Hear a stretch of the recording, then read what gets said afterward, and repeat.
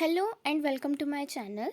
So today we are going to discuss the simple process of cell division, that is mitosis. So what is mitosis? So mitosis is the process of cell division, right? हमारा जो cell है जब वो mature हो जाता है, ठीक है, उसने डिवाइड करना है, रेप्लिकेशन करनी है और जो डॉटर सेल्स हैं उसको प्रोड्यूस करना है, राइट। उसके पास दो ऑप्शंस हैं, या तो वो by the process of meiosis divide करेगा या फिर by the process of mitosis divide करेगा, ठीक है। For example this is the mature cell, ये हमारे पास हमारा एक मैच्योर सेल है, ठीक है। हमारे सेल के पास क्या क्या होता है, ये जो मैंने आउटर बनाई है this is the cell membrane, और इसके अंदर ये है हमारा न्यूक्लियस, राइट। न्यूक्लियस के अंदर भी न्यूक्लियोलस होता है, छोटा सा होता है वो, ठीक है। और ये जो है ये है साइटोप्लाज्म, ये सबको पता है, ये हमारा एक मैच्योर सेल है। मैच्योर सेल के पास ये सेल मेम्ब्रेन होगी, ये न्यूक्लियोलस है, ये न्यूक्लियस होगा और ये हमारी साइटोप्लाज्म होगी, ठीक है। अब इसने डिवाइड करना है, डिवाइड क्यों करना है हमारे सेल ने, क्यों हमारी बॉडी जो है उसने ग्रो करना है। बॉडी हमारी without the division of cell grow नहीं कर सकती, ठीक है। हमारी बॉडी में कट लग जाते हैं, हमारे सेल डैमेज होते हैं, ओल्ड सेल रिप्लेस होते हैं, वो रिप्लेसमेंट या फिर रिपेयर जो है वो विदाउट सेल डिवीज़न नहीं हो सकती, क्योंकि अगर सेल डिवाइड नहीं करेगा तो न्यू सेल्स प्रोड्यूस नहीं होंगे और रिप्लेसमेंट, रिपेयर, ग्रोथ ये हमारी बॉडी में नहीं possible without the cell division. तो जो सेल डिवीज़न है, ठीक है, सेल डिवाइड करके दो डॉटर सेल्स जो हैं उसको प्रोड्यूस करता है, ये हमारे पास दो डॉटर सेल्स हैं। अब ये bye the process of mitosis भी हो सकता है, bye the process of meiosis भी हो सकता है, ठीक है। माइटोसिस का और मियोसिस का प्रोसेस भी डिफरेंट है और इसके जो ऑफस्प्रिंग है, ठीक है, उसमें भी थोड़ा सा डिफरेंस होता है। जैसे हमारा जो माइटोसिस है वो जो भी ऑफस्प्रिंग को प्रोड्यूस करेगा, ठीक है, उसके पास जो जेनेटिक मटेरियल होगा that will be equal to the parent, जो पेरेंट है उसके बिल्कुल इक्वल होगा, ठीक है। जैसे फॉर एग्जांपल हमारी बॉडी है, ठीक है, उसमें हमारा जो सेल है, सेल के अंदर जो जेनेटिक मटेरियल है उसका अमाउंट है 2n, ठीक है। 2n का मतलब क्या है कि वो डाइप्लॉइड है, ठीक है, उसके पास दो सेट्स ऑफ क्रोमोसोम्स प्रेजेंट है। जब ये सेल मैच्योर हो गया है और इसने डिवाइड करना है bye the process of mitosis, ये हमारे पास दो डॉटर सेल्स को प्रोड्यूस कर रहा है और इसके पास भी जो जेनेटिक मटेरियल है it is equal to the parent, ठीक है। ये इसके पास भी जो जेनेटिक मटेरियल है वो 2n ही है, इसके पास भी हम जो सेट्स ऑफ क्रोमोसोम है वो दो ही है। लेकिन मियोसिस में ऐसा नहीं होता है, ठीक है। मियोसिस में हमारे पास जो हमारी ऑफस्प्रिंग होगी उसके पास जो जेनेटिक मटेरियल होगा that will be the half of the parent. जैसे हमारे पेरेंट के पास अगर 2n है तो जो हमारा डॉटर सेल होगा, ठीक है, उसके पास जेनेटिक मटेरियल सिर्फ n होगा, it will have only a single set of chromosome. So that is a little difference between the process of meiosis and mitosis, and its procedure is also different. So today we are going to discuss the procedure of mitosis only. Okay, so सबसे पहले हम introduction देख लेते हैं, ठीक है। Introduction में क्या है, so mitosis is also called somatic cell division और इक्वेशनल डिवीज़न। अब आपको थोड़ा थोड़ा तो समझ आ रहा होगा, ठीक है। तो सोमेटिक सेल डिवीज़न जो है उसका मतलब क्या है कि ये जो प्रोसेस है ये सोमेटिक सेल्स के अंदर होता है। हमारी बॉडी में दो तरह के सेल्स होते हैं, सोमेटिक सेल्स भी होते हैं और जर्म सेल्स भी होते हैं, ठीक है। लेकिन जो जर्म सेल्स होते हैं वो थोड़े डिफरेंट होते हैं, ठीक है। उसमें जो है क्रोमोसोम्स नंबर जो होगा वो कम होगा, हाफ होगा, ठीक है, मियोसिस का प्रोसेस होगा। लेकिन जो सोमेटिक सेल्स जो हमारे नॉर्मल सेल्स हैं, ठीक है, जिन्होंने सिर्फ और सिर्फ रेप्लिकेट करना है, ग्रोथ होनी है और ओल्ड सेल रिप्लेस होने हैं, तो इसमें सिर्फ प्रोसेस ऑफ माइटोसिस ही होगा। और इसको इक्वेशनल डिवीज़न भी बोलते हैं। इक्वेशनल डिवीज़न इसे इसलिए बोला जाता है क्योंकि जो नंबर ऑफ हम कह सकते हैं क्रोमोसोम्स या फिर हम कह सकते हैं the amount of the genetic material in the daughter as well as in the parent is equal, so that is why it is known as equational division. Here the mature somatic cell divides in such a way that the chromosome number is kept constant in the daughter cells equal to those in parent cells, so the daughter cells are quantitatively as well as qualitatively similar to the parent cells. So it is very simple that the chromosome number is kept constant. The chromosome number is constant, chromosome number is equal in the parent as well as in the daughter cells, and the daughter cells are quantitatively, that is उसका जो genetic material है, ठीक है, as well as qualitatively उसकी quality भी जो है that is exactly similar to the parent. So अगर मैं इसको सिंपल वर्ड्स में बोलूँ तो जैसे हम जेरोक्स करवाते हैं, ठीक है, हम फोटोस्टेट करवाते हैं, ठीक है, वो बिल्कुल सेम होती है। उसी तरीके से by the process of mitosis जो भी हमारे डॉटर सेल्स प्रोड्यूस होंगे they will be exactly similar to the parent cell. अब ये फर्स्ट कहाँ पे डिस्कवर हुई थी, किसने डिस्कवर की थी? प्लांट सेल में डिस्कवर हुई थी या फिर एनिमल सेल में डिस्कवर हुई थी? तो it was discovered in the plant cell by a German biologist Strasburger and in animal cells by W Flemming. ठीक है, एनिमल सेल में अलग साइंटिस्ट जो है उन्होंने डिस्कवर किया है, और जो प्लांट सेल हैं उन उसमें जो है एक अलग डिफरेंट साइंटिस्ट हैं उन्होंने डिस्कवर किया है। और टाइम कितना लगता है प्रोसेस ऑफ माइटोसिस को? तो depending upon the temperature, also depending upon the different environmental conditions, depending upon कोई भी फैक्टर हो सकता है, ठीक है। तो जो रेंज है it ranges from 30 minutes to 3 hours, maximum 3 hours लग जाते हैं, मिनिमम 30 मिनट्स जो हैं वो लग जाते हैं, ठीक है। उसके बाद फेजेस ऑफ माइटोसिस, ठीक है। हमारा जो प्रोसेस ऑफ माइटोसिस है बहुत ही सिंपल है, 2 फेजेस में कंप्लीट हो जाता है, ब्रॉडली कह रही हूँ। उन 2 फेजेस के अंदर भी फेजेस आते हैं, उनको भी हमने वन बाय वन डिस्कस करना है। तो सबसे पहले माइटोसिस है, ठीक है। 2 प्रोसेस होंगे, एक है कैरियोकाइनेसिस और एक है साइटोकाइनेसिस, ठीक है। कैरियोकाइनेसिस का मतलब क्या है कि सबसे पहले जब प्रोसेस ऑफ माइटोसिस एक मैच्योर सेल में हो रहा है, सबसे पहले कैरियोकाइनेसिस होगा, ठीक है। कैरियो का मतलब क्या होता है? It is a nucleus, and kinesis का मतलब इज division. So that is karyokinesis means there is a division of nucleus first, ठीक है। जब भी द प्रोसेस ऑफ माइटोसिस होगा सबसे पहले हमारा न्यूक्लियस डिवाइड करेगा, और सेकेंड है साइटोकाइनेसिस। सो जब हमारा न्यूक्लियस डिवाइड कर गया उसके बाद हमारा साइटोप्लाज्म भी डिवाइड कर जाएगा और 2 डॉटर सेल्स प्रोड्यूस हो जाएंगे, ठीक है। लेकिन the process of karyokinesis is not a very simple, इसमें बहुत सारे फेजेस आते हैं, ठीक है, जैसे प्रोफेज, मेटाफेज, एनाफेज, टीलोफेज। जब ये फेजेस कंप्लीट हो जाते हैं तब साइटोकाइनेसिस होती है और 2 डॉटर सेल्स प्रोड्यूस हो जाते हैं, ठीक है। यहाँ पे आप डायग्राम भी देख सकते हो, interface, prophase, metaphase, anaphase, telophase. लेकिन यहाँ से आपको कुछ अच्छे से क्लियर नहीं हो रहा होगा, तो अब हम वन बाय वन सारे फेजेस को डिस्कस करेंगे। तो सबसे पहले हमारे पास है प्रोफेज, ठीक है। जो प्रोफेज है उसमें भी 3 फेजेस हैं, अर्ली प्रोफेज, मिड प्रोफेज और लेट प्रोफेज, ठीक है। जो हमारा न्यूक्लियर डिवीजन है, ठीक है, वो ऐसे ही स्टार्ट नहीं होगी। सबसे पहले हमारा जो जेनेटिक मटेरियल है, जो न्यूक्लियस है, उसके अंदर जो भी क्रोमेटिन प्रेजेंट होते हैं, ठीक है, वो सबसे पहले कंडेंस होना स्टार्ट हो जाएंगे। तो जब उसकी कंडेंसेशन स्टार्ट हो जाएगी तब द प्रोसेस जो है वो स्टार्ट होगा, ठीक है। जैसे ये है हमारे पास अर्ली प्रोफेज। अर्ली प्रोफेज को हम समझ लेते हैं। अर्ली प्रोफेज को समझने से पहले मैं आपको बताऊं, हमारा जो मेच्योर सेल है, ठीक है, जो अर्ली प्रोफेज में एंटर करा है उसके पास क्या गया था, ठीक है। हमारा ये सेल है, ठीक है, ये सेल था, इसके पास ये हमारे, मैंने आउटर क्या बनाई है, this is the cell membrane, ठीक है। इसके अंदर साइटोप्लाज्म है, उसके अंदर ही न्यूक्लियस है।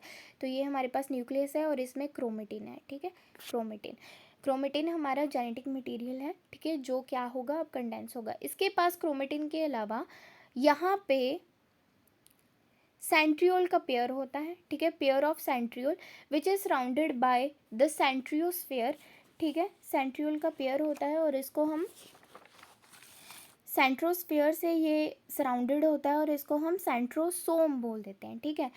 सेंट्रो अब हमारे पास जब इसने अर्ली प्रोफेज के अंदर एंटर करा है तो क्या क्या चेंजेस आए हैं इस सेल से? Centriole pair start moving towards the poles. तो हमारा जो सेंट्रियोस्फेयर था, ठीक है, जिसने सेंट्रियोल के पेयर को सराउंड करा था, वो डिसअपेयर हो जाएगा, ठीक है। उसके डिसअपेयर होने से हमारे जो सेंट्रियोल पेयर हैं वो ऑपोजिट पोल्स की तरफ मूव होना स्टार्ट होंगे।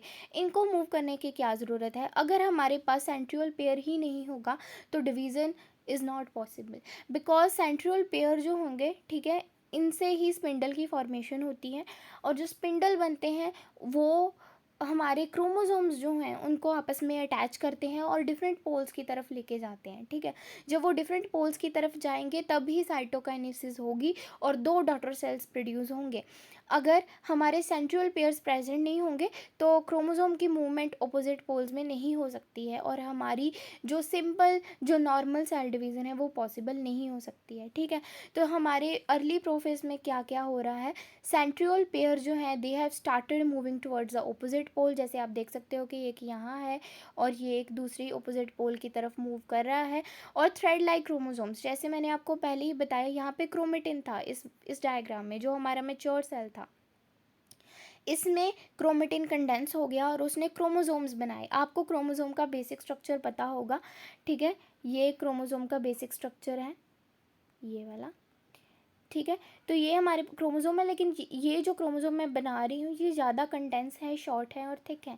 लेकिन अर्ली प्रोफेज में क्रोमोसोम्स ऐसे नहीं होते हैं। ठीक है, वो थोड़े थ्रेड लाइक होते हैं, वो इतने ज़्यादा कंडेंस नहीं होते हैं, वो थोड़े लेस कंडेंस्ड होते हैं। और यहाँ पे आप न्यूक्लियोलस देख सकते हो।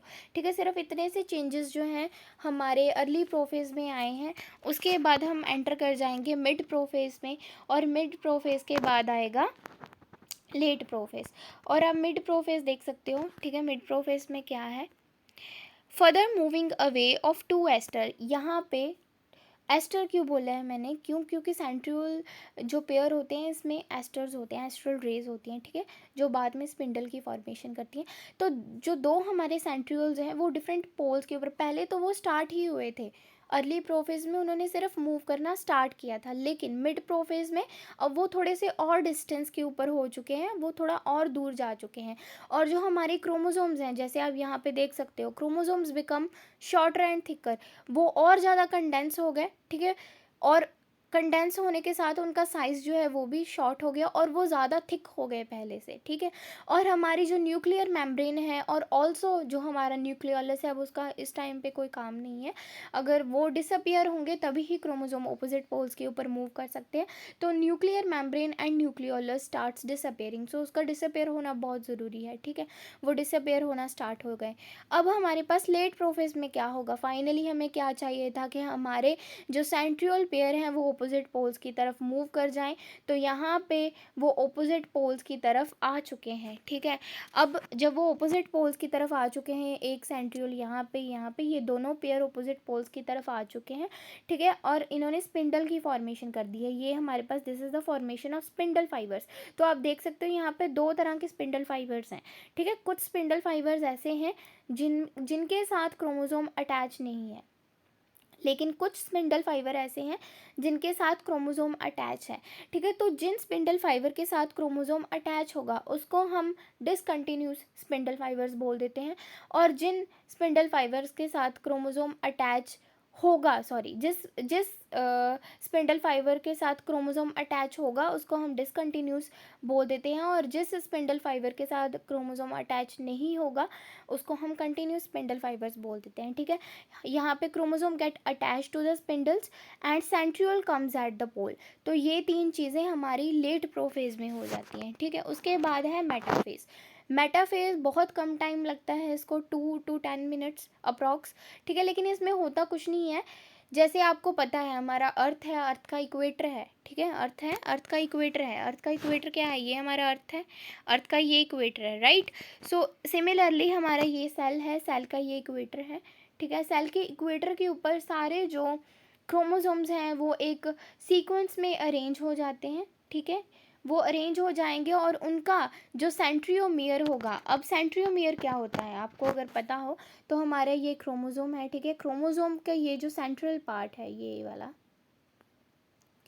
ठीक है, ये part, this is a centromere. ये सेंट्रोमियर के साथ ही स्पिंडल फाइबर से अटैच होते हैं। ठीक है, सेंट्रोमियर के बिना अटैच नहीं हो सकते हैं। ठीक है, और ये जो साइड वाली हैं ये हैं आर्म्स इसकी। ठीक है, अब देखो अब क्या हो गया है यहाँ पे मेटाफेज में, centromere at the equator and arms towards the pole. So centromere is at the equator and arms are directed towards the pole. ये आप देख सकते हो ऊपर वाली दो जो जो आर्म्स हैं वो एक पोल की तरफ हैं और दूसरी जो आर्म्स है वो दूसरी पोल की तरफ हैं। ठीक है, और chromosome arrange eight the equator, यहाँ पे इक्वेटर आएगा। ठीक है, chromosomes arrange eight the equator, वो अरेंज हो चुके हैं। अब इसके बाद हमारा नेक्स्ट फेज़ है एनाफेज। एनाफेज जो है उसमें ही डिवीज़न होती है। ठीक है, हमारे जो सिस्टर क्रोमेटिड्स हैं वो अलग हो जाएंगे, क्रोमोसोम्स आपस में अलग हो जाएंगे, सिस्टर क्रोमेटिड्स जो हैं वो अलग अलग होके अलग अलग पोल की तरफ अट्रैक्ट हो जाएंगी, अलग अलग पोल की तरफ मूव करना स्टार्ट कर देंगी। ठीक है, सो यहाँ पे आप देख सकते हो daughter chromosome moves towards the poles. जो डॉटर क्रोमोसोम्स हैं वो डिफरेंट पोल्स की तरफ मूव कर गई हैं। ठीक है, एनाफेज में सिर्फ और सिर्फ इतना ही काम है। उसके बाद ये है हमारा टीलोफेज, जिसमें ये जो हमारा टीलोफेज है it is exactly opposite to the prophase. जो जो चीज़ें प्रोफेज में हुई थी इसमें उससे उल्टी होनी है। जैसे उसमें क्या हुआ था, हमारा जो न्यूक्लियर मेम्ब्रेन है, न्यूक्लियोलस है, वो डिसअपेयर हो गया था, लेकिन अब इसमें हमें वापस चाहिए क्योंकि हमने डॉटर सेल की फॉर्मेशन करनी है। ठीक है, तो आप पहले देखिए अगली प्रोफेज वाली पिक्चर में हमारे डॉटर क्रोमोसोम्स जो हैं वो ऑपोजिट पोल की तरफ आ चुके हैं। आप देख सकते हैं कि हमारे जो क्रोमोसोम्स हैं वो ऑपोजिट पोल की तरफ आ चुके हैं, और ये हमारी जो न्यूक्लियर मेम्ब्रेन है, ठीक है, ये वापस से अपीयर होना स्टार्ट हो गई है, और जो इसके अंदर न्यूक्लियोलस है वो भी अपीयर होना स्टार्ट हो चुका है।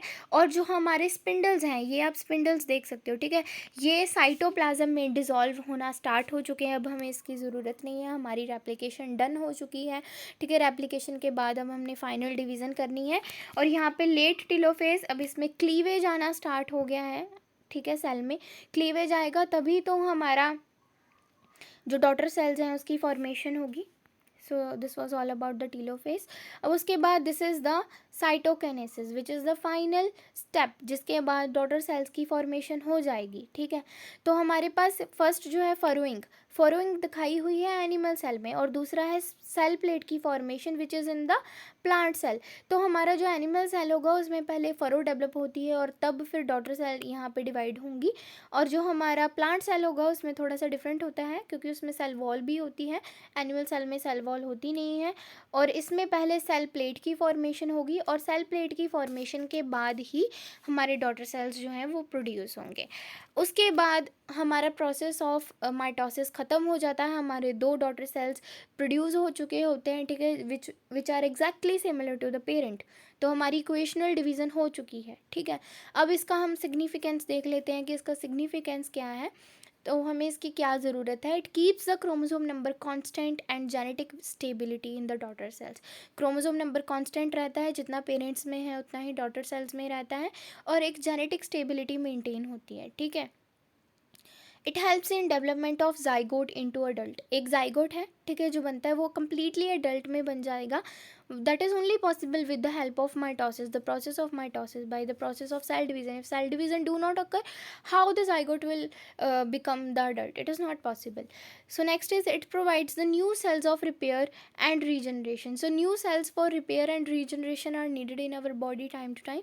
So that is only possible with the help of mitosis. And it also helps in the asexual reproduction. Asexual reproduction, we know that it involves a single parent. It is a kind of reproduction where only single parent produces the offspring. So there the process of mitosis is highly needed. So this was the significance of mitosis. So this was all about the process of mitosis. Thanks.